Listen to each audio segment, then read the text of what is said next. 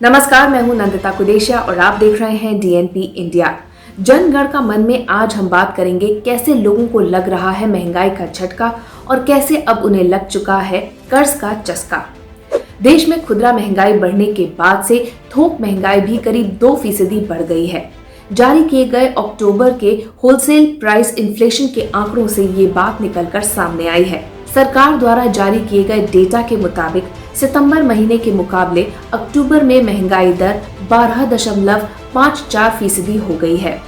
वहीं सितंबर महीने में थोक इन्फ्लेशन 10.66% था। थोक महंगाई लगातार 2 अंकों में ही बनी हुई है। होलसेल प्राइस इंडेक्स यानी कि थोक मूल्य सूचकांक उन कीमतों से होता है जो कि थोक बाजार में एक कारोबारी दूसरे कारोबारी से वसूलता है। सरकार द्वारा जारी किए गए आंकड़ों के मुताबिक थोक महंगाई पिछले 5 महीने के उच्चतम स्तर पर पहुंच गई है। बिजली और ईंधन की बेतहाशा बढ़ती कीमतों की वजह से ये महंगाई लगातार बढ़ रही है। इसके अलावा खाने के सामान पर भी थोक महंगाई दर 1.14% से बढ़कर 3.06% पर आ गई है। अक्टूबर में थोक महंगाई दर 12.54% रही।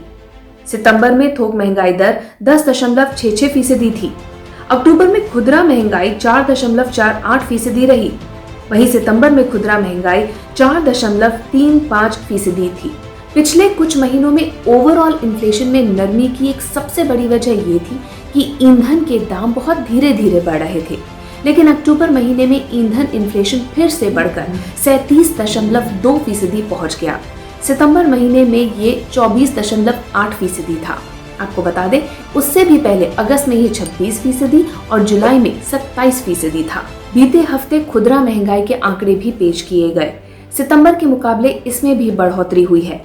खाने पीने की चीजें महंगी हुई हैं, इसीलिए खुदरा महंगाई बढ़ी है और अक्टूबर के महीने में मामूली बढ़त के साथ 4.48% पर पहुंच गई। हालांकि ये अब भी आरबीआई के तय लक्ष्य के दायरे में ही है।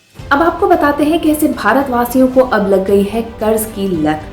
जी हाँ, महामारी के बाद से क्रेडिट कार्ड भुगतान बहुत ज्यादा बढ़ गया है, जबकि जो डेबिट कार्ड से भुगतान है वो काफी कम हुआ है। एसबीआई रिसर्च की रिपोर्ट के मुताबिक इस साल अक्टूबर तक क्रेडिट कार्ड से कुल 13,300 करोड़ रुपए का भुगतान किया गया, जबकि डेबिट कार्ड से भुगतान 9,700 करोड़ रुपए का रहा। पहले क्रेडिट कार्ड की बात करते हैं। 2020 में क्रेडिट कार्ड से 13,500 करोड़ रुपए का भुगतान हुआ। 2012 में ये महज 1,500 करोड़ था, जबकि 2018 में बढ़कर 10,100 करोड़ हो गया था। फिर 2019 में 28% से ज्यादा वृद्धि के साथ 13,000 करोड़ तक पहुंच गया था। डेबिट कार्ड से भुगतान की बात करें तो 2012 में 12,100 करोड़ का भुगतान हुआ। ये 2016 में बढ़कर 38,800 करोड़ हो गया। 2018 में ये थोड़ा गिरा 32,700 करोड़ हुआ। 2019 में रिकॉर्ड 56,300 करोड़ पर पहुंच गया। इसके बाद 2020 में इससे भुगतान घटकर 13,800 करोड़ ही रह गया। अर्थव्यवस्था को औपचारिक बनाने की कोशिशों के बावजूद हर साल नकदी का चलन बढ़ता ही जा रहा है।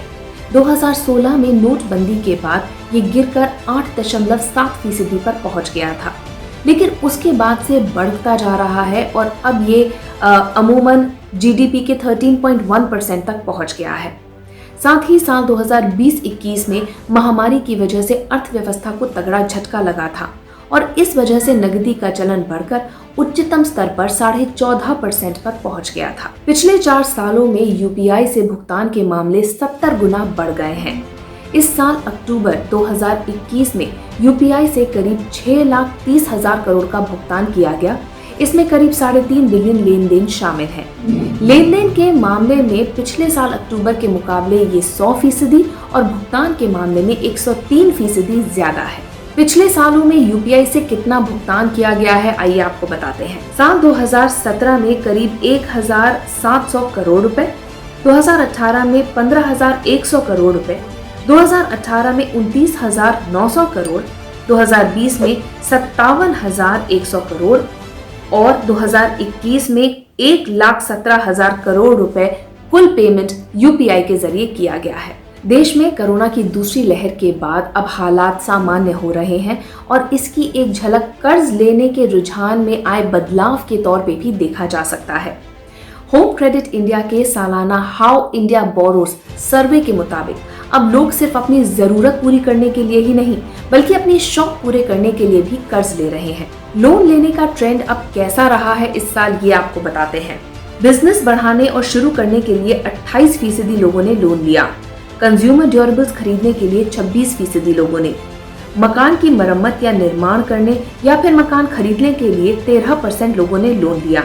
वाहन का ऋण चुकाने के लिए 9% लोगों ने लोन लिया। घर चलाने के लिए 4% लोगों ने, परिवार में शादी के लिए 3% लोगों ने, मेडिकल इमरजेंसी के लिए 2%, एजुकेशन लोन भी 2%, निवेश के लिए 1% और अन्य 1% लोन बाकी लोगों ने लिए।